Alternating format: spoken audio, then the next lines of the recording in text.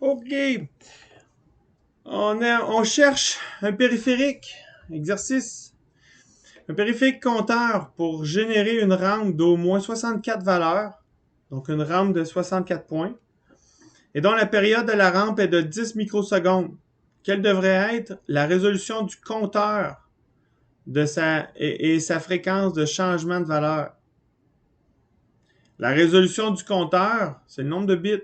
64 valeurs, ben ça veut dire 6 bits. Ça prendrait 6 bits. On va aller au tableau avec ça. Donc,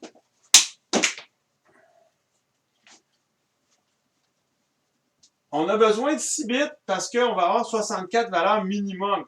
6 bits, par contre, vous ne trouverez pas ça dans un microcontrôleur. Ça, c'est sûr et certain. Par contre, on peut le fabriquer dans un FPGA. Ou dans la View. Dans la View, c'est possible aussi. La View FPGA, évidemment. Euh, donc, ça prend 6 bits. 64 valeurs, ça veut dire que ça prend 2 à la 6 égale 64, ce qui veut dire 6 bits. Okay? Avec 6 bits, on est capable de faire ça. Donc, un compteur sur 6 bits. Puis là, on va avoir une rampe. La rampe qui va fonctionner ici,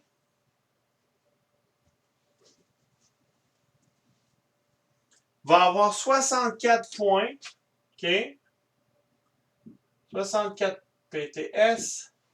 Puis, elle va avoir une période de 10 microsecondes. Ça prend ici 10 microsecondes pour la rampe. OK?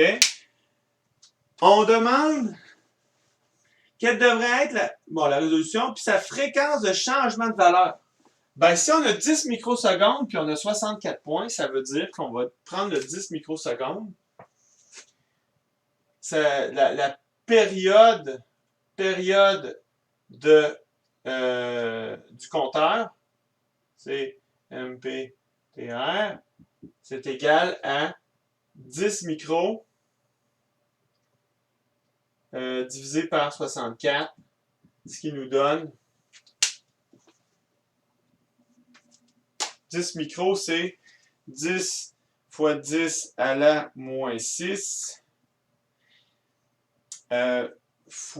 divisé par 64 pour aller chercher le nombre de microsecondes. On n'est pas en micro, en fait, on va avoir 156 nanosecondes. Ça donne 156 nanosecondes de période entre chaque point. OK? Et là, la question, pour revenir à la question, fréquence de changement de valeur. Donc, quelle est la fréquence de l'horloge du compteur? Donc, F compteur est égal à 1 sur 156 nanosecondes. N'oubliez pas, hein, mettez toujours 100 secondes. Moi, c'est parce que je fais la conversion pour que ça prenne moins de place sur le tableau. Mais je mets toujours ça dans le système international sur ma calculatrice. C'est la seule façon de ne pas faire d'erreur. OK? Donc, ça, 1 sur 1 divisé par answer, ça me donne 6,4 MHz. La fréquence du compteur, 6,4 MHz. C'est pas pire. C'est faisable. En fait, je pourrais même avoir meilleur que ça. Parce qu'à 6 MHz, je suis capable d'aller à 8 MHz sur 8 bits. Avec un compteur bien simple, le timer 1 ou le timer 0 de l'Arduino est capable de faire plus que ça. Donc, capable de fonctionner avec un compteur qui compte à 8 MHz, puis c'est du 8 bits. Puis on pourrait même, je pense qu'il y a même un compteur 16 bits. 16 bits, par contre, il ne sera peut-être pas capable d'avoir une fréquence, une période de 10 microsecondes ici, mais à 8 bits, là, il n'y a pas de problème.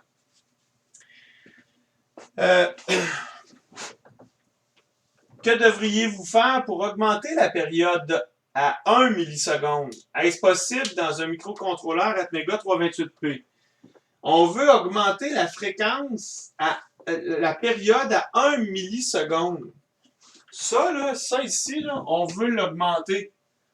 On veut faire en sorte que ça ralentisse.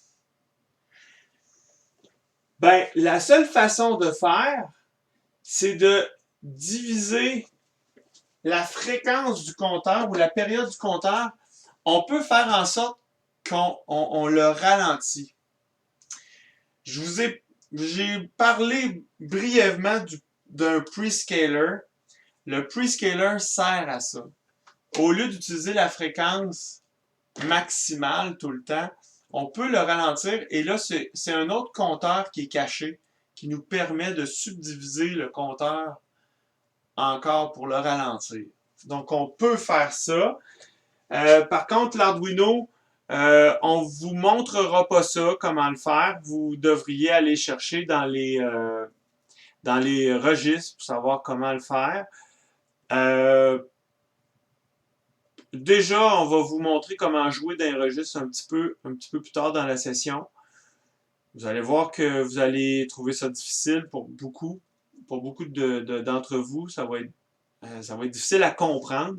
Fait qu'on n'est pas rendu à aller jouer dans les registres pour l'instant. Mais dites-vous, la question est là juste pour vous mentionner que c'est possible de le faire. Il reste à aller voir comment. Okay? Est-ce possible dans un microcontrôleur Atmega 328P? Oui, c'est sûr.